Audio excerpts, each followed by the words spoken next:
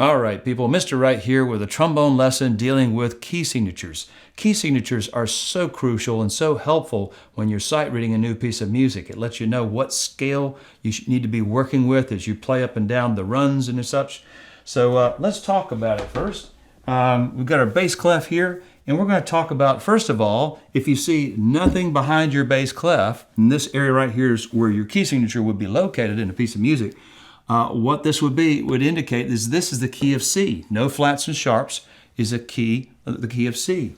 So that means that all of your B's would be a B natural, not in first position, but out in seventh position if you don't have a trigger on your trombone.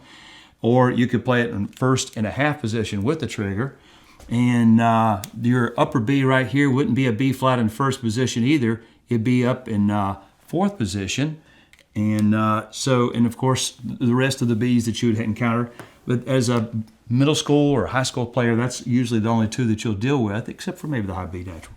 So that will be in fourth position, seventh position, or 1.5 with the trigger. So that's the B natural right there. But what if, and let me just say a few other things about the key of C. That means that all of your E's right here, if you don't see a flat in front of your E, in your key signature, that's all your E's going to be E natural in second position. Your low A's are going to be an A natural, second position. So all these three notes right there, A natural, E natural, A natural, all in second position. So it's like second position city, and of course you got those B naturals to deal with too.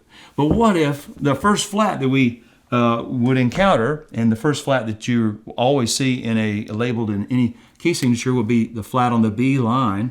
So we're going to put a flat here on this B line. And what that means is that every single B that you play, whether it's right here or whether it's up here or down here, it's not going to be a B natural or a regular B. A B and a B natural is the same thing. It's just saying it's just a regular B. And that these would all be in first position. Okay? So the B flat in first position, your regular B and your low B flat, your pedal tone B flat, all in first position. And of course, you can play a B flat with a trigger in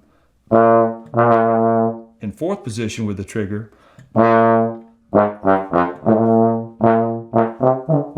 Sometimes it's handy to have it out there in fourth position if you're doing something, say you're maybe in the key of D flat and have to move quickly out in there in the fourth and fifth, sixth positions. Sometimes it's nice to have that B flat with the trigger in fourth position.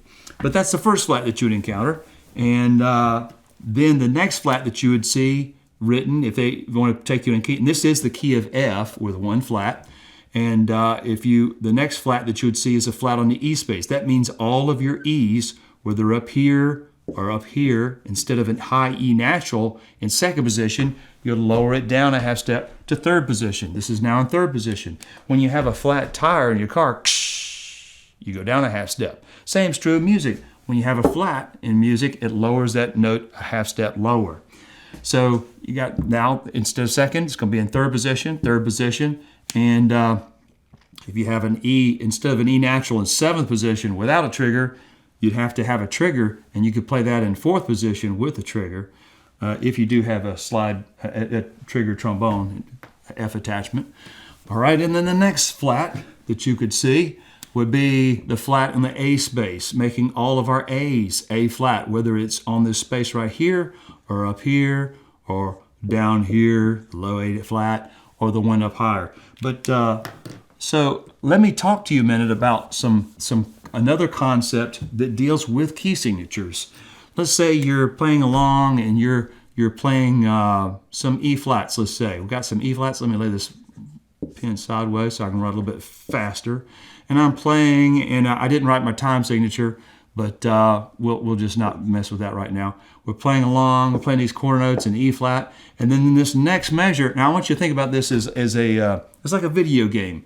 In this video game, you have your playing rules listed right here at the very beginning, right here in your key signature. That lets you know that all your B's are flat, all your E's are flat, all your A's are flat. And you're tooling along right here, but in this next measure, let's say they put a natural sign right in front of this E right here. Well, that makes that is like in this playing rule, it goes for every single room, and each measure is now like a room in this little video game. In this next room, though, you've got an E natural, and that means that it'll also affect all the other E's, whether it's a half note E or a quarter note E. So that's going to be an E.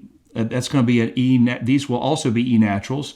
But once you hit this bar line right here, it's like a force field that zaps you back to the original playing rules that you had in the beginning. Okay, that's how key signature works, and the bar lines work with it. So this note right here, once you go past this bar line right there, it zaps you back to this. All of our E's are going to be E flat. So these would be in third position because of your key signature. And then this accidental right here means we're going to play E naturals in this measure.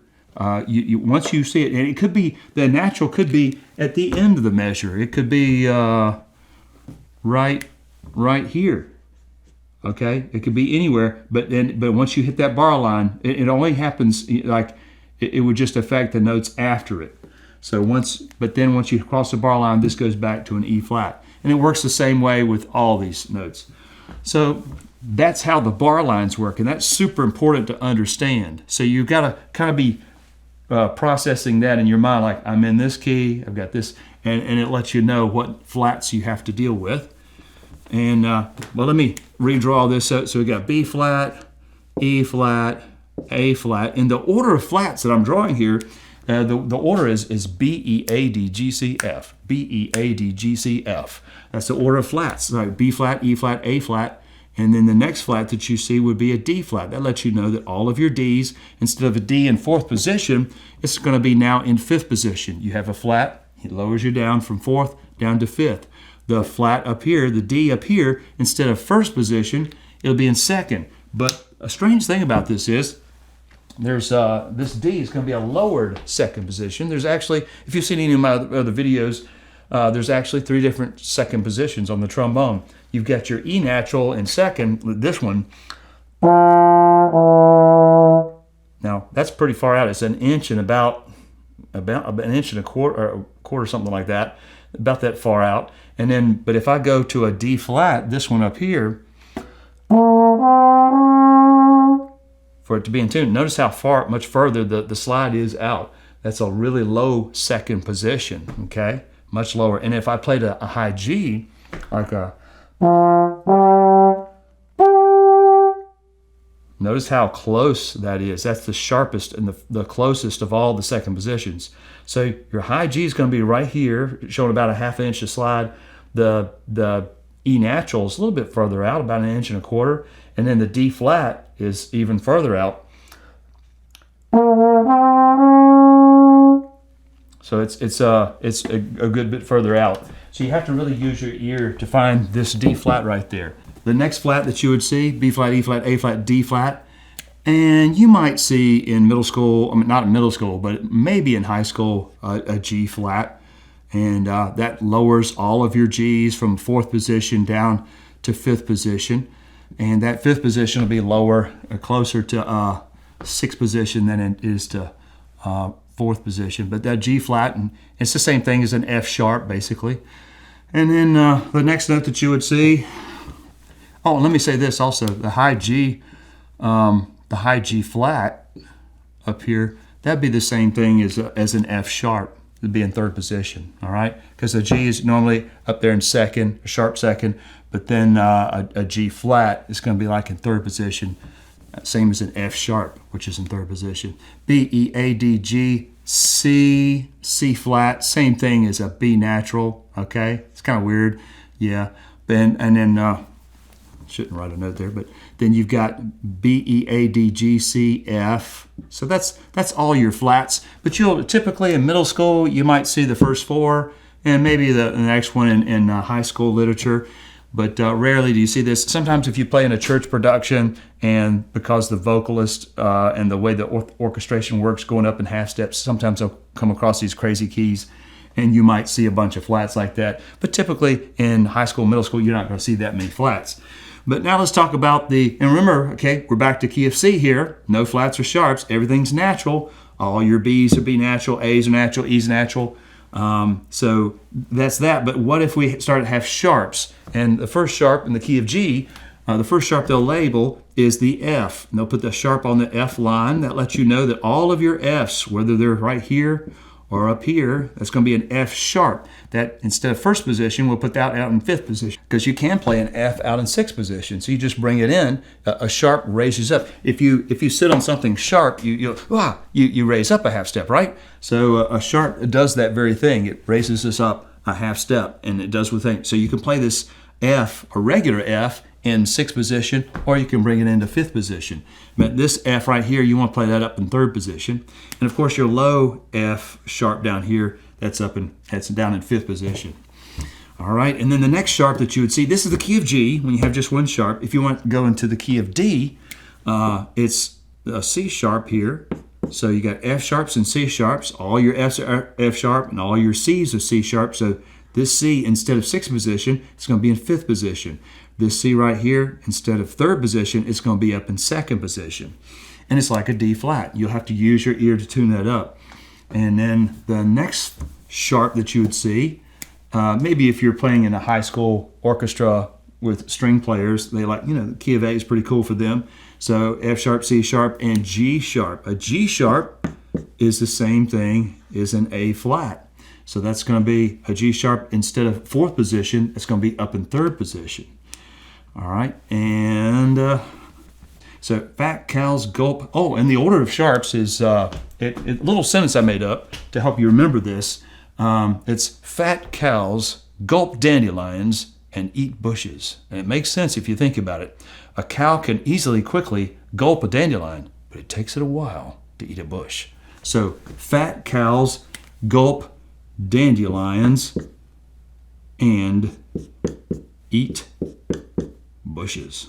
All right, that's the order of the sharps. And notice this little back and forth pattern that it does, a little zigzag pattern. F sharp, C sharp, and it goes from left to right. F sharp, C sharp, G sharp, D sharp, A sharp, E sharp, and B sharp. So B sharp. Okay, so typically you don't see that too often, but you see the pattern, and you can find a good fingering chart that you see the process that I've gone through here.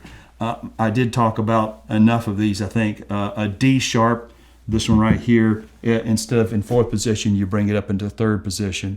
So I think you understand the process. You're just going to raise the note up a half step. So, and also if I talked to you about, say you've got just two sharps right here. We're in the key of D. And the way that you find it is for the order of flats, if you want to say what, I can't remember if I said this or not yet, but the way you find the order or what key you're in it, you say it's the next to the last flat. Like that's going to be the key of, C flat. Let's find something that's normal here. 5 flats right here, key of D flat. That's because that was the next to last flat. This is now the next to the last flat because you go from left to right. So that's the key of A flat. And if you take away one more flat, you got the key of E flat because B flat, E flat, next to the last flat. So hopefully this clarifies a lot of things about your key signatures and how they work along with the bar lines.